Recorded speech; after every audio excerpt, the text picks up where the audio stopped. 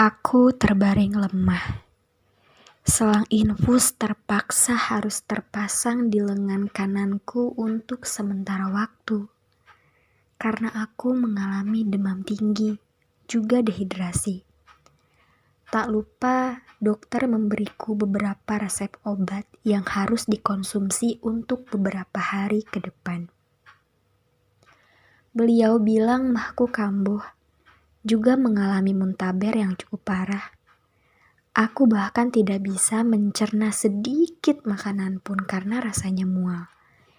Beberapa kali aku muntah, buang air besar, sampai perutku sakit tak karuan. Beberapa malam juga aku tidak bisa tidur dan hampir saja pingsan. Adha tampak begitu khawatir.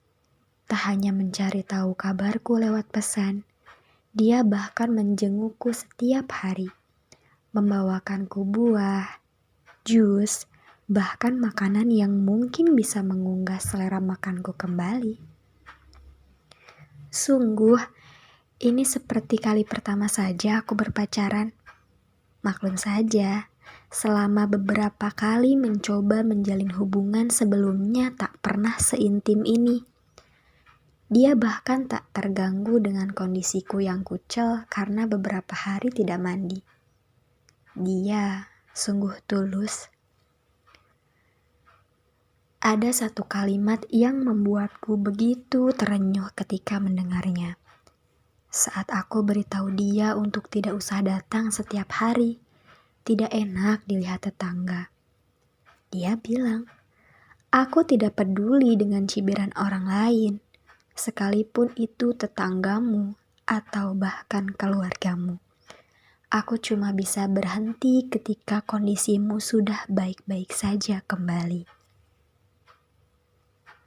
Tak terasa malam nanti sudah mau pergantian tahun baru 2021. Pupus sudah harapan untuk melewatinya bersama sembari acara bakar-bakar sosis dan jagung. Aku masih sakit, tapi kali ini sudah sedikit membaik. Aku menyuruhnya untuk bersenang-senang dengan keluarganya. Dan semalam saja jangan khawatirkan aku.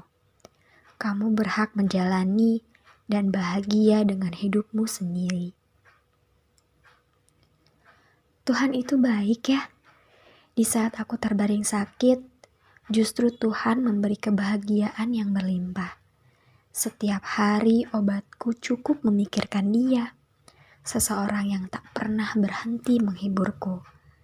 Kenangan semasa perkenalan awal, berteman, patah hati, mengobati, PDKT, dan akhirnya memutuskan bersama. Muncul begitu saja secara bergantian dalam ingatanku.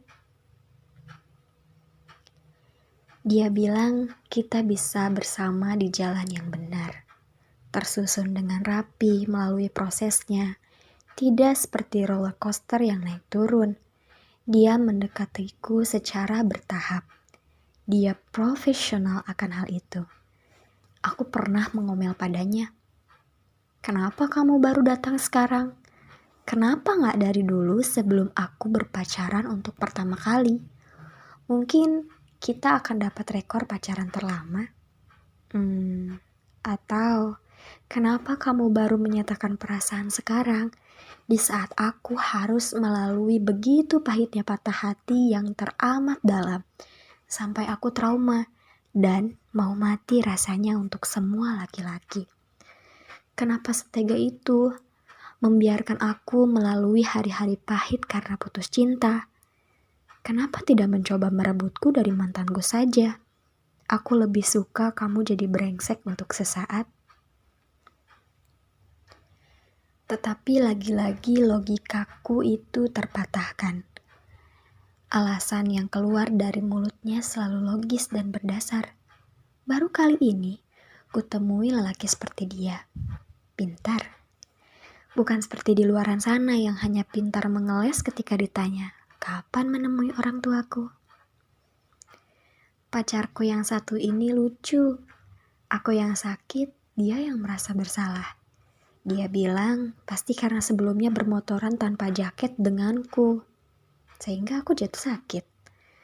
Setelah itu, dia selalu berkomunikasi denganku sebelum bepergian, memastikan aku benar-benar dalam keadaan sehat sebelum pergi, memeriksa suhu tubuhku, menyuruhku menggunakan jaket ketika bermotoran. Bahkan, sampai dia rela menyewa mobil hanya untuk mengajakku kondangan pernikahan temannya di Cipatat. Dan tak hanya itu, dia bahkan rela berkeringat seharian di mobil karena AC-nya dimatikan, supaya aku tidak mual atau tidak masuk angin. Aku akan mencatat itu semuanya. Kebaikan dan perhatian yang kamu berikan tak seharusnya terlupakan begitu saja. Aku akan menyimpannya dengan baik, sebagaimana kamu mencintaiku dengan sangat baik. Terima kasih, Adha.